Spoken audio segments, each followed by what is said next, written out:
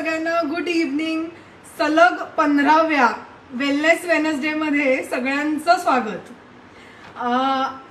माझ्यापेक्षा सगळे मोठे या वेलनेस वेनसडेला जॉईन होतात, त्यामुळे मी हे सेफली म्हणू शकते की लहानपणी तुम्हाला सगळ्यांना आठवत असेल, कोणीतरी वर्गात एक व्यक्ती असायची आपल्या, जिला पण ए म्हशे, ए झाडे असं म्हणून बोलवायचो आणि ती पण ते खूप स्पोर्टिंगली घ्यायची. आता त्याला बॉडी शेमिंग म्हणतात. पण एनिवेज आपण जसे जसे मोठे होतो तसा तसा आपल्याला पोटाचा प्रश्न पडायला लागतो आणि मग तो एकदा सुटला की मग सुटलेल्या पोटाचा प्रश्न पडायला लागतो. म्हणजे तरुणपणी अगदी सडसडीत अंगकाठी असणारी व्यक्ती आपल्या व्यवसायात, संसारात, खाजगी आयुष्यात सेटल झाली की मग हळूहळू तिचं पोट सुटायला सुरुवात होते. मग कसरत सुरू होते आणि ते वाढलेलं पोट कमी करण्याची धडपड ती व्यक्ती पुढचं आयुष्यभर करत राहते. आपण कित्येकदा बघतो की अनेक यशस्वी लोकांची मस्त पोटं सुटलेली असतात, जेमतेम त्यांच्या शर्टाची बटणं लागत असतात, किंवा प्रौढ स्त्रिया झाल्या, किंवा आजकाल तर इवन माझ्या वयाच्या किंवा माझ्याहून लहान असलेल्याही मुलींमध्ये, तरुण मुलींमध्ये स्थौल्याचं प्रमाण खूप वाढत चाललंय. आणि असं दिसतं की पोट सुटलेलं आहे हे चित्र वरचेवर आपल्याला दिसतं. आजकाल ना अशी एक तरुण लोकांमध्ये मूव्हमेंट चालू आहे की you should be comfortable in your body, I love my body. आणि त्या कम्फर्ट आणि लव्हिंग युअर बॉडीमध्ये अनेकदा आपण डिनायलमध्ये जातो आणि मग मला गरजच नाहीये का वजन कमी करायची, मी आहे तशी चांगलीच आहे असं वाटायला लागतं. त्याच अराउंड माझा पहिला प्रश्न आज डॉक्टरांना आहे. पोट सुटणं आणि आरोग्याचा काही संबंध आहे का फक्त एका सर्टन पद्धतीने दिसण्याशी वजनाचा आणि चरबीचा संबंध आहे? हे आपण डॉक्टरांना विचारूयात. Hello doctor. हाय. या 15व्या एपिसोडमध्ये सगळ्यांचं खूप खूप स्वागत. शाल्मलीनी मला आत्ता प्रश्न विचारलाय की पोट सुटणं आणि आरोग्य याचा काही संबंध आहे का? कारण होतं काय, वजन कमी करण्यासाठी, पोट कमी करण्यासाठी अनेक गोष्टी अवलंबल्या जातात आणि मग त्यांचा काही उपयोग झाला नाही की मग म्हणायचं नाही मी आहे तशी अशीच आहे आणि तेच छान आहे. पण मंडळी, पोट सुटणे ज्याला आपण सेंट्रल ओबेसिटी असं मेडिसिनल लँग्वेजमध्ये म्हणतो, ही सेंट्रल ओबेसिटी काय आहे की पोटावर चरबी जास्तीत जास्त साठत जाते आणि तुमची स्थौल्याकडे वाटचाल सुरू होते. बरेच वेळेला काही बारीक लोक असतात पण त्यांची पोटं सुटलेली असतात, त्यांच्यामध्ये सुद्धा चरबीचं प्रमाण प्रपोर्शनेटली जास्त असतं. एकदा स्थौल्याकडे वाटचाल झाली की मग काय काय मागे लागतं आपल्याला माहिती आहे. Diabetes, blood pressure, heart problems, ज्याला आपण नॉन कम्युनिकेबल डिसीजेस म्हणतो, ते सगळे तुमच्या मागे लागतात. रिसर्च असं म्हणतो की ज्यांचा पोटाचा घेर जास्त आहे, म्हणजे वेस्ट सर्कम्फरन्स, त्यांच्यामध्ये डायबिटीस होण्याचे चान्सेस जास्त असतात, त्यांच्यामध्ये हार्ट डिसीजेसची रिस्क जास्त असते, त्यांच्यामध्ये ब्लड प्रेशरची रिस्क जास्त असते, किंवा प्री डायबिटीस ज्याला आपण म्हणतो, किंवा मेटाबॉलिक सिंड्रोम, ते डायग्नोज करण्याचा एक घटक आहे, तो म्हणजे वेस्ट सर्कम्फरन्स, म्हणजेच सुटलेलं पोट. किती असायला पाहिजे वेस्ट सर्कम्फरन्स? तो स्त्रियांमध्ये 80 ते 85 आणि 80 आणि पुरुषांमध्ये 90 पर्यंत असायला पाहिजे. आता होतं काय, बरेच वेळेला जेव्हा पोट सुटतं, म्हणजे पोटाचा घेर वाढतो, त्याच वेळी आपल्या शरीरामध्ये हॉर्मोन्सचं असंतुलन व्हायला लागतं, शरीरावर चरबीचं प्रमाण वाढायला लागतं आणि त्यामुळे तुमची फ्लेक्झिबिलिटी, तुमच्या हालचाली, हृदयाच्या आणि फुफ्फुसांच्या हालचाली यांच्यावर सगळ्यांवर हळूहळू मर्यादा येत जातात. असा संबंध पोट सुटणं आणि आरोग्य याचा आहे. ओके. म्हणजे जे आपण बघतो आहोत की त्या आपल्या वजनात कम्फर्टेबल होणं ह्यापेक्षा त्याला आरोग्याच्या दृष्टीने बघणं हे जास्त गरजेचं आहे. बरोबर आहे. पण हे पोट सुटतं त्याची नेमकी कारणं कुठली? ती आपल्या सगळ्यांनाच माहिती आहेत. मी फक्त इथे पुन्हा रिपीट करणार आहे. सगळ्यात महत्त्वाचं म्हणजे अति प्रमाणात खाणं किती असायला पाहिजे? पोट भरल्याची जाणीव शरीराने करून दिली तरी आवडतं म्हणून खाणं, ढेकर आला तरी पुन्हा खात राहणं, वारंवार खाणं किंवा आधी खाल्लेलं अन्न पचण्यापूर्वीच परत खाणं, याशिवाय तेलकट, तुपकट, हाय कॅलरी पदार्थ ज्याला आपण जंक फूड म्हणतो, हे जंक फूड अतिप्रमाणात खाणं हे मुख्य पोट सुटण्याचं कारण आहे. शिवाय बैठं काम करणं, दिवसभर बसून काम करणं आणि व्यायामाचा अभाव, पोट सुटणार नाही तर काय. त्यात अजून काय होतंय, आपण सध्या टेबल खुर्च्यांवर बसून जेवतोय. पूर्वी आपण पाटावर किंवा खाली मांडी घालून बसायचो. आपोआपच आपल्या मांडीचं जे काही प्रेशर आहे ते पोटावर पडायचं आणि पोटाला विस्तारायला वावच कमी असायचा. त्यामुळे थोडं खाल्लं तरी पोट भरायचं. आता आपण टेबलावर बसतो आणि जास्त खातो, आपल्या प्लेटचा साईज वाढलेला आहे. याशिवाय वयाचा आणि पोटाचा संबंध आहे. म्हणजे जसजसं वय वाढत जातं तसतसा तुमचा बेसल मेटाबॉलिक रेट जो आहे तो स्लो होतो आणि त्यामुळे पोट सुटायला सुरुवात होते, चरबी वाढायला सुरुवात होते. हल्ली लहान मुलांचं सुद्धा पोट सुटलेलं दिसतं बरं का, म्हणजे अगदी 3री-4थीतल्या मुलांचं. यामध्ये जंक खाणं किंवा त्यांच्या शारीरिक हालचाली कमी होणं हे महत्त्वाचं कारण आहे. शिवाय आपल्या विशिष्ट वयानंतर म्हणजे मुख्यतः 30शी नंतर आपली आहाराची गरज खरं तर कमी झालेली असते. आपल्यात वाढ काही अशी सरळ होणार नसते, झाली तर आपण आपल्या ह्याच्यात आडवीच वाढ होईल. अशा वेळी 30शी-35शी नंतर आपल्या आहाराचं प्रमाण हे खरं तर कमी झालं पाहिजे, कारण हालचालीही कमी होतात आपल्या. पण होतं उलटं, हालचाली कमी होतात आणि खाणं मात्र 30शीतलं किंवा 25शीतलं जे असेल तेच राहतं आणि मग त्याचा परिणाम होतो पोट सुटण्यामध्ये. आणि एक माहिती आहे बरं, तुम्हाला माहिती आहे, ते म्हणजे बिअर बेली. जी लोक बिअर जास्त पितात त्यांची पण पोटं सुटलेली आपल्याला दिसतात. आणि अजून महत्त्वाचं म्हणजे डोक्यावर असलेला ताण, टेन्शन, ज्यांच्यामध्ये हे आहे त्या बहुतेक लोकांमध्ये पोट सुटलेलं दिसतं. ओके. काही ज्या जाड व्यक्ती आहेत त्यांची पोटं सुटणं ऑब्व्हियस आहे बरं का, म्हणजे त्यांची पोटं सुटलेली असली तर आपल्याला काही गैर वाटत नाही. तर पण काही बारीक व्यक्तींमध्ये सुद्धा पोट सुटलेलं आहे हे आढळतं. हो. मग हे काळजी करण्याचं कारण आहे का नाही? नक्कीच काळजी करण्याचं कारण आहे. पोट सुटल्यामुळे पोटावरची चरबी आणि त्यामुळे निर्माण झालेलं असंतुलन जसं स्थूल व्यक्तींमध्ये दिसतं तसंच ते बारीक व्यक्तींमध्ये सुद्धा दिसतं. आणि त्यांना सुद्धा डायबिटीस, हृदयरोग किंवा कोलेस्ट्रॉल जास्त असणं, ब्लड प्रेशर जास्त असणं असा धोका असतोच. आज कितीतरी आपण बारीक म्हणजे साधारणतः बारीक किंवा मध्यम दिसणाऱ्या व्यक्तींमध्ये डायबिटीस आणि ब्लड प्रेशर आणि कोलेस्ट्रॉलचे प्रॉब्लेम्स बघतो. बारीक असल्याने होतं काय, त्यांच्यामधलं मसल मास किंवा बोन डेन्सिटी ही कमी असते आणि प्रमाणतः त्यांच्यात चरबी जास्त असते. आणि हे कशामुळे होतं तर आईच्या गर्भाशयात त्या व्यक्तींची वाढ होत असताना त्यावेळी काही पोषण मूल्य कमी प्रमाणात मिळणं, ती वाढ थोडीफार खुंटणं किंवा वाढीच्या वयात आपण जे म्हणतो की लहान वय, बालवय हे वाढीचं वय असतं, त्यावेळी त्यांचं पोषण न होणं, त्यामुळे ह्या व्यक्तींमध्ये मसल्स आणि बोन्स चांगले डेव्हलप होत नाहीत.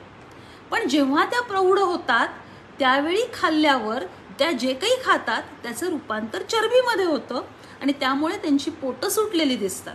म्हणजे हातापायाच्या काड्या आणि पोटाचा नगारा हे जे चित्र आहे हे अनेक व्यक्तींमध्ये दिसतं.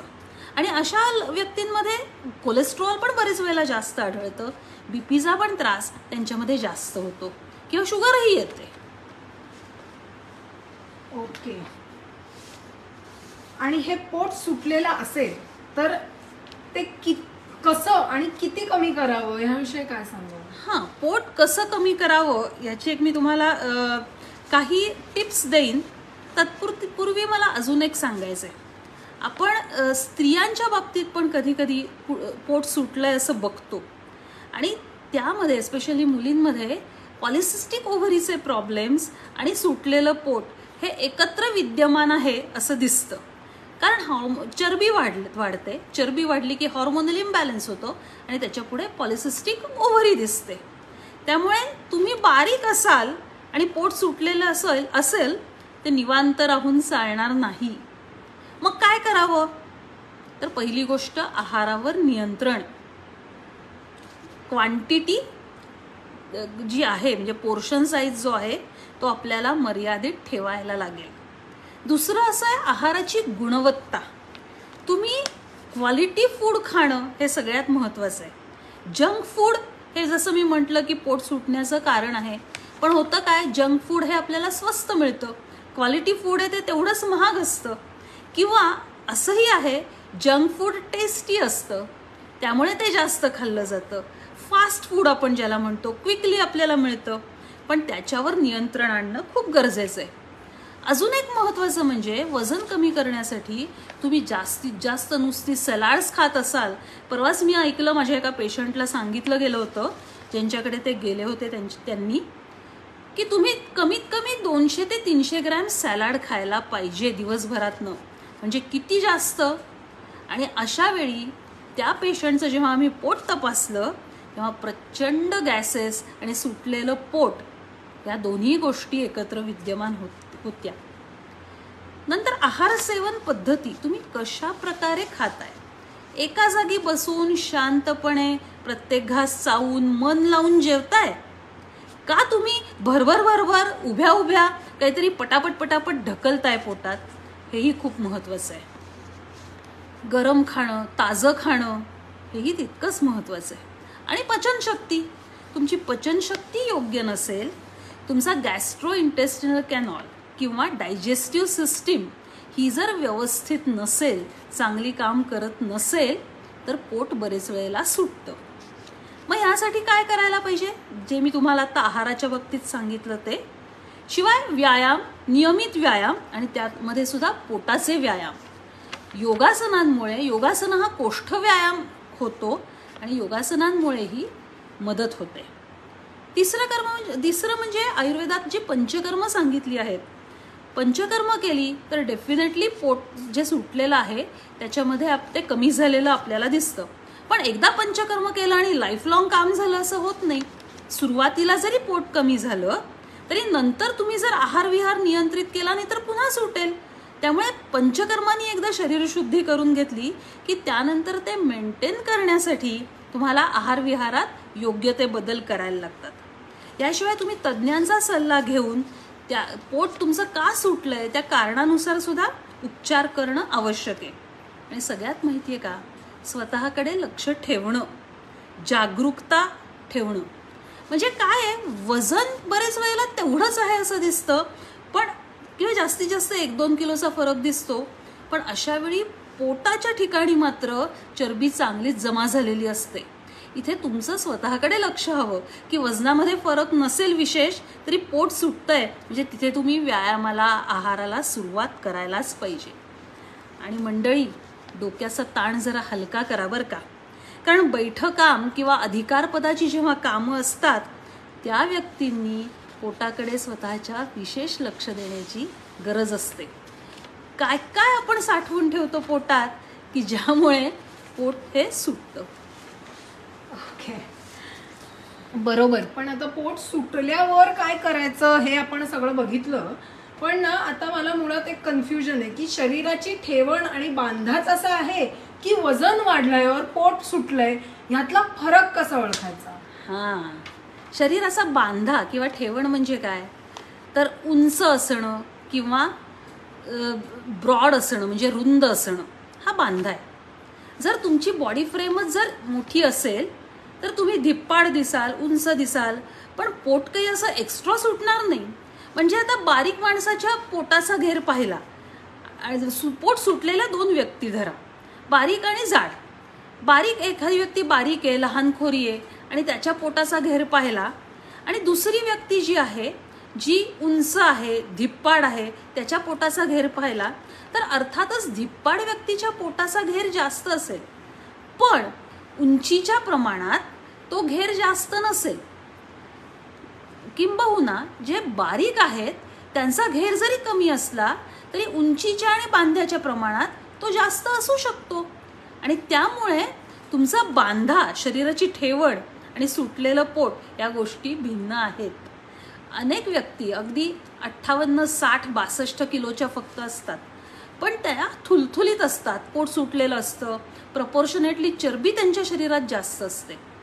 हेच काही व्यक्ती ह्या एकदम 70-75 किलोच्या असतात, पण म्हणून त्या थुलथुलीत नसतात. त्यांच्या मसल्समध्ये एक टोन असतो, किंवा पोटसुद्धा असं अजस्र खूप मोठं सुटलेलं असं तुम्हाला आढळून येत नाही. म्हणजे वजन किंवा ओव्हरऑल तुमची ठेवण यापेक्षाही तुमच्या शरीरातलं प्रमाण, सगळ्या अवयवांचं प्रमाणबद्ध शरीर हे जास्त महत्त्वाचं आहे. ओके, आपल्याला काही प्रश्न आले तर आपण ते प्रश्नही घेऊयात. मीन वाईल कोणाला प्रश्न असतील तर त्यांनी ते अर्थातच टाका, म्हणजे आपण कमेंट बॉक्समधनं ती त्यांना आन्सर करू शकतो. पहिला प्रश्न आहे, पोटाचे आजार हे पोट मोठे असायचं कारण असू शकतं का विशेषतः आतड्याची सूज? अगदी बरोबर आहे. आतड्याला सूज असली तरीही आणि पोटात जर गॅसेस असले तरीही पोट मोठं असतं आणि त्यावेळी तुम्हाला पोटासाठी औषधं घ्यायला लागतात, काही आहार पाळायला लागतो. ओके, आणि मी असं ऐकलंय की अवेळी झोप, एस्पेशली खाल्ल्यानंतरची झोप किंवा खाल्ल्यानंतर आंघोळ केली तरी सुद्धा वजन वाढू शकतं, त्याबद्दल? खाल्ल्यानंतर जर झोपलं तर वजन वाढतं, आणि खाल्ल्यानंतर आंघोळ करणं हे पूर्णतः चुकीचं, अशास्त्रीय आहे. त्याचं कारण असं आहे, मी एक मिनिटात हे सांगते. याचं कारण की तुम्ही जेव्हा जेवता तेव्हा सगळा रक्तप्रवाह जातो तो आतड्याकडे, आणि मग अन्नपचनाला सुरुवात होते. तुम्ही खाल्लं आणि आंघोळीला गेल्यावर काय होईल? सगळा रक्तप्रवाह त्वचेकडे जातो, आणि अशा वेळी कुठेतरी अपचन पण होतं, आणि त्यामुळे खाल्ल्यानंतर अजिबात आंघोळ करणं हे चुकीचं आहे.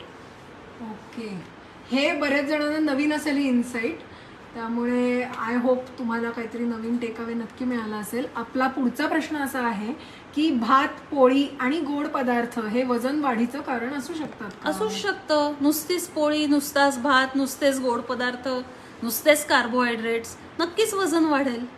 येस, सिमिलर त्याच लाईन्सवरचा पुढचा पण एक प्रश्न आलाय, does intake of gluten affect stomach bloating? हे ग्लुटेन बिटेन आहे ना, ते सध्या फॅड आलेलं आहे. आपण वर्षानुवर्ष, शतकानुशतकं पोळी खात होतो, पण त्याबरोबर भाकरी पण खायचो, वेगवेगळ्या प्रकारच्या, ज्वारीची, बाजरीची, नाचणीची. आता काय झालं मधल्या काळात की लोकांना फक्त पोळी एके पोळी दिसायला लागली, भाकरी करताच येत नाही. मग अशा वेळी पोळीचा अति मारा झाल्याने मग पुढे, आणि शिवाय जंक फूडमुळे, मैद्याच्या पदार्थांमुळे पचनशक्ती कमकुवत झाल्याने, पोटं बिघडल्याने आता गव्हामधलं, साध्या गव्हाच्या पोळीतलं ग्लुटेन सुद्धा आपल्याला सहन होईन असं झालं. त्यामुळे ते ग्लुटेनचा दोष नाहीये, तो आपला दोष आहे. ओके, पण आत्ताच्या कंडिशन्स मध्ये ग्लुटेन, आता आपण ज्या लाईफस्टाईलमध्ये जगतोय त्यांनी स्टमक ब्लोटिंग होऊ शकतं का? सगळ्यांनाच होतं असं काही नाही. ज्यांचा अग्निमांद्य आहे, मंद आहे, म्हणजेच पचनशक्ती कमी आहे, त्यांना त्रास होऊ शकतो. म्हणजे ज्यांना मुळात डायजेस्टिव्ह प्रॉब्लेम्स आहेत त्यांना त्रास होऊ शकतो. ओके, आपण याच्याबद्दल खूप सविस्तर आपल्या धान्यांच्या व्हिडिओमध्ये, धान्य कशी कुठली वापरावी याच्यामध्ये बोललो होतो आपण. त्याची लिंक सुद्धा इथे कमेंट बॉक्समध्ये देऊयात, म्हणजे तो बघता येईल. पुढचा एक प्रश्न आहे. ओके, मी वाचूनच दाखवते. नमस्कार, चालण्याचा व्यायाम करताना स्टेप्स व वय यात काही कोष्टक असते का? उदाहरणार्थ 70 वजन 72 किलो, 70-72 किलो वजन, वय 70, वजन 72 किलो आणि 10,000 स्टेप्स, हे बरोबर आहे का? मंडळी, हे नंबर्स तुम्ही विसरून जा.